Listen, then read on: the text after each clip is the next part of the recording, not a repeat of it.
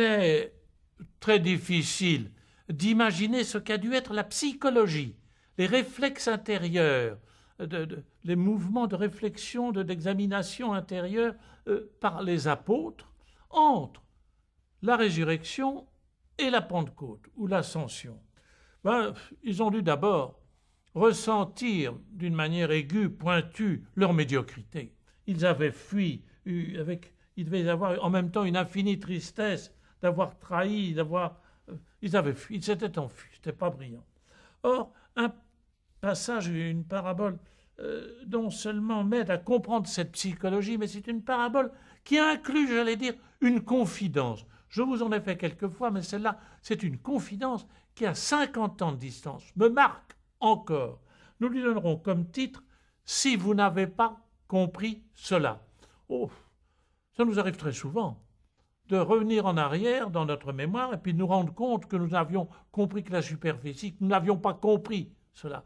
Donc, je mets comme titre en notre parabole « Si vous n'avez pas compris cela ».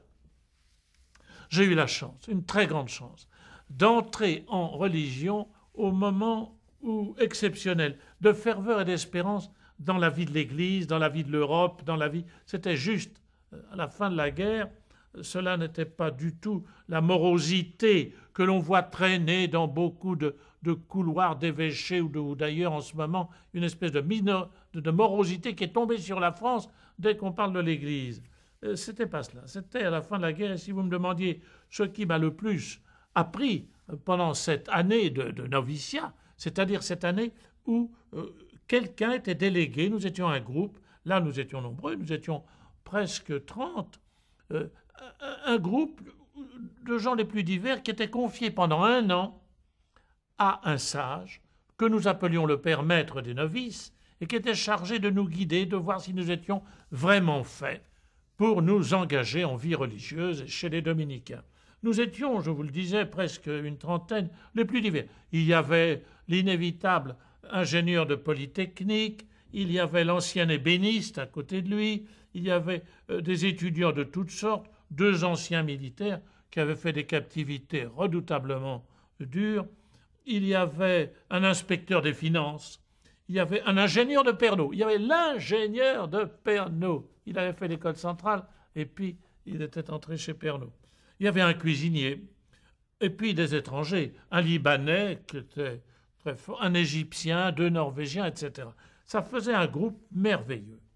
Et c'était le moment où l'on découvrait en Europe la monstruosité des camps de concentration. Vous n'imaginez pas, vous avez des souvenirs, vous avez lu ceux qui n'ont pas vécu cette période de 44-45, quand on découvrait par exemple cette chose hallucinante que dans certains camps, les nazis s'amusaient. Ils enterraient jusqu'au cou, vivant, un déporté. Et puis, ils obligeaient à jouer aux boules avec la tête qu'ils avaient coupée à d'autres déportés. Ils exigeaient que les autres lancent la tête de l'un comme si on jouait aux boules. Vous imaginez, on découvrait cela. C'était au-delà de l'exprimable et devant ces horreurs que nous découvrions, un jour le Père Maître nous a dit une phrase. Il nous a dit « Mes frères », tous les jours il y avait une conférence spirituelle de 25-40 minutes, et un jour le Père Maître, nous venions de découvrir dans les journaux, c'était en février 45, nous a dit ceci « Mes frères, si vous ne savez pas que vous êtes capables, si vous ne croyez pas que vous êtes capables d'en faire autant que ces horreurs que nous découvrions, de faire autant que ces bourreaux nazis que nous découvrons en ce moment, eh bien, vous n'aurez jamais rien compris au christianisme. » C'était presque une énigme. On était ahuris qu'il nous dise ça.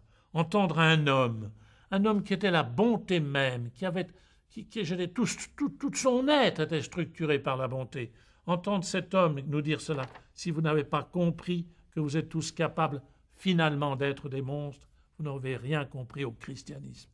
Eh bien, permettez-moi cette confidence. C'est peut-être la parole qui nous a le plus libérés, nous, cette génération des hommes entrés en religion en 44-45.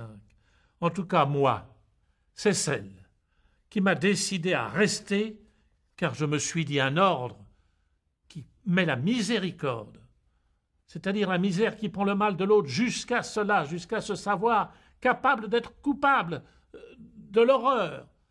Si c'est ça qui vit, alors je peux rester. La miséricorde, c'est pas affaire d'affadissement, d'indulgence, de bonasserie, une grand-mère est toujours miséricordieuse, c'est évident, de complaisance. La miséricorde, c'est une haine.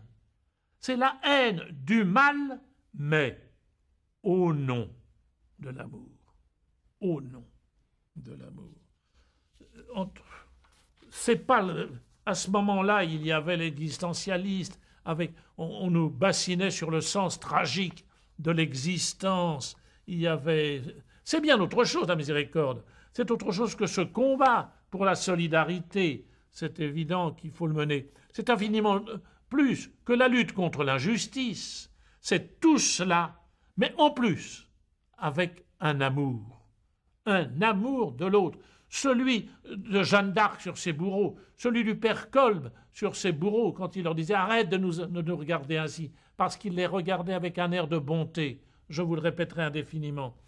Ce n'est pas une lutte pour la justice simplement ou pour la solidarité, c'est encore plus. C'est la folie d'un amour. C'est la folie d'une convoitise pour le pécheur, pour le malheureux, justement parce qu'il est malheureux et pécheur. Quand on entre dans l'ordre dominicain et qu'on s'aplatit par terre et que l'on vous demande « Que cherchez-vous » on répond simplement « Que demandez-vous » Nous disons « La miséricorde de Dieu est la vôtre ». Ça résume tout. Si vous n'avez pas compris cela, vous n'avez rien compris. Nous cherchons à comprendre le christianisme et nous avons du mal à accepter vraiment l'esprit de miséricorde, l'intuition, le courant, tout ce qui a traversé la vie de Jésus et des saints. Car avoir à faire si peu avec la miséricorde, et ce n'est pas pour rien que Jean-Paul II a commencé sa deuxième encyclique, c'était « Dives in misericordia », riche en miséricorde. C'était sa définition du Christ. Nous n'en avons jamais fini, nous n'en aurons jamais fini avec cette révélation. Une lutte qui nous tiendra beaucoup plus longtemps que nous ne le pensons, jusqu'à la mort. Avons-nous été miséricordieux? Et qui nous tiendra autrement que nous ne le pensons, car elle nous oblige à refuser toute dureté en nous. Et cela serait, si nous l'acceptions, ce serait déjà la sainteté.